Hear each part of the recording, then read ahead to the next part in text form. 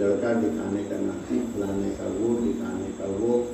तो मैं किसका अंश हूँ, इसके बारे में जो संदेह है, तो वो अपने को शरीर ही मानता है कई जन्मों से, और अपनी जो 7, 8, 9, 10 पीढ़ियों को गिनता जाता है जहाँ तक उसको जानकारी होती है।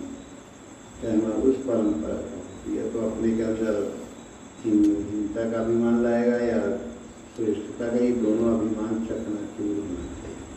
न तुम हीन हो, न तुम शरीर रूप से कोई बहुत ऊंची चीज।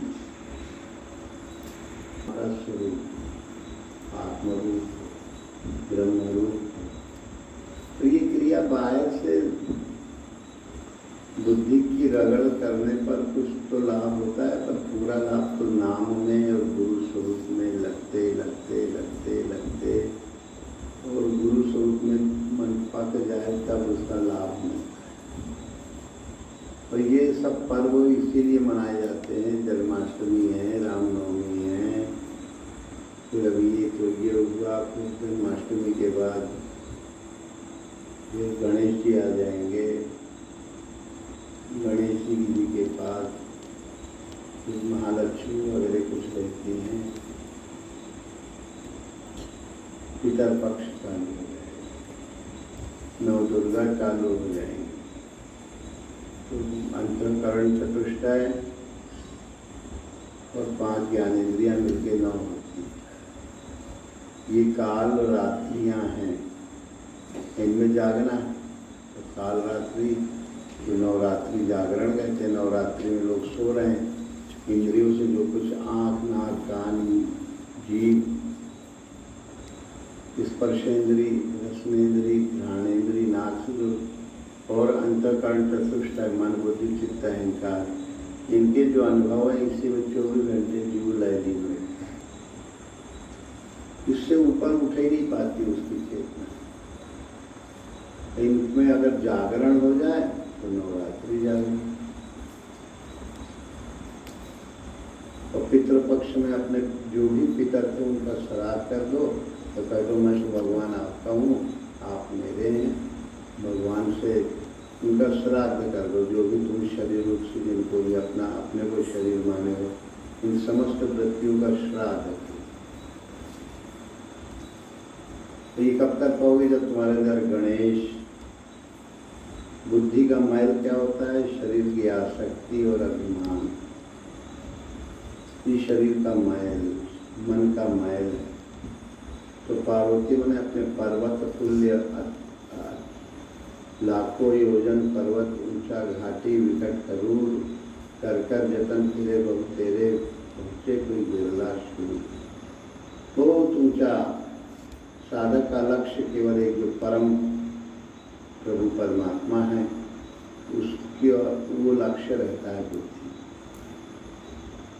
और उसके बीच में जो इस शरीर की आसक्ति, संसार की आसक्ति, कंचन, कामनी, कीर्ति की लोभ, वासना, इन सबका उल्टा पलट कर दे, इन सबका श्राद्ध कर दे कि तुम्हारा हमने श्राद्ध किया, तुम्हारा हमसे कोई लेना देना नहीं। तो ये कब होता है, जब गणेश बुद्धि आए। सभी इंद्रियां और मन जो है, इनके ऊपर अपनी होल्ड गुरु कृपा से हटा जाए, पकड़ बन जाए, ये नियंत्रित तो हो जाए मन इंद्रियां, तब ये आगे की क्रिया में।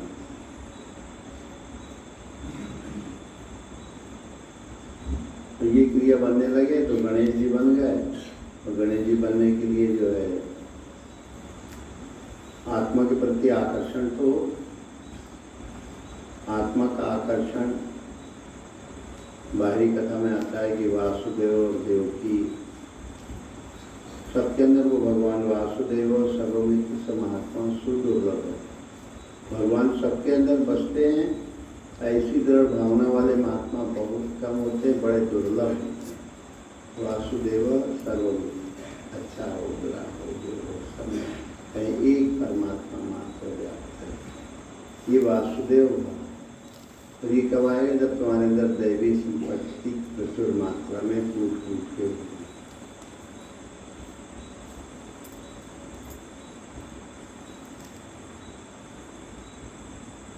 संपत्ति जो है किसके अंदर होगी? जिसकी बुद्धि की है,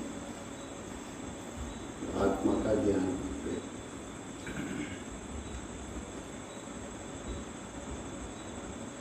दैवी संपत्ति 26 गीता में कहा गया, उसको किसी भी मैंने जो भी उस दिव्य तत्व की ओर चेतना, अपने अंतःकरण का जागरण,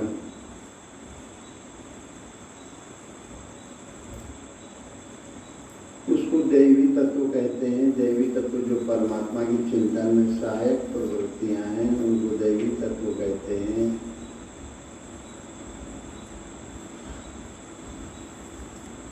तो भगवान के चिंतन में लग जाए तो उसका भय था, अभयम सत्व संस्कृति। तो जब तक दुनियादारी का भय कि ऐसा न हो जाए, ऐसा न हो जाए, कहीं भगवान जहाँ रामधनी वहाँ कौन है कमी है? जब हमारे भगवान हमारे साथ हैं तो फिर कौन सी कमी है?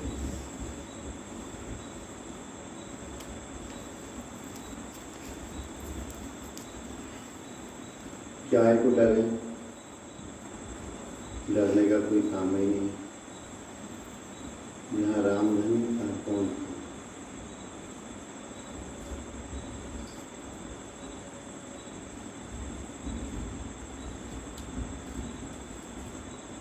एक दृढ़ता, स्वयं एक महात्मा जी थे, बड़े वृद्ध थे, सन 84-85 में बांदा जिले में थे वो। उस समय जमुना किनारे तरफ उस पर जाना हुआ। कहीं दूसरिया को है महाराज, दूसरा कोई है नहीं, केवल एक भगवान ही है। दूसरिया के, दूसरिया को, दूसरा कोई है नहीं, यही अभयम। देवी देवकी जहाँ होगी, वासुदेव जहाँ होंगे, वही आत्मा का आकर्षण कृष्ण। एक बौद्धिक रूप में भी कि सब जगह भगवान बसते हैं, ये भी अनुभव तो नहीं हुआ है, पर ये बुद्धि में समझ का स्तर विकसित हो रहा है। तो जहाँ दैवी संपत्तियों के प्रति आकर्षण हो रहा है, तो राक्षसी संपत्ति में दिखावा ज़्यादा होता है, दंभो, दर्पो, अभिमान, दिखावा ज़्यादा कि मैं क्या हूँ, मुझे लोग जाने। इसके द्वारा शरीर के शरीर का फोकस बनाएंगे। शरीर तो कुछ है ही नहीं,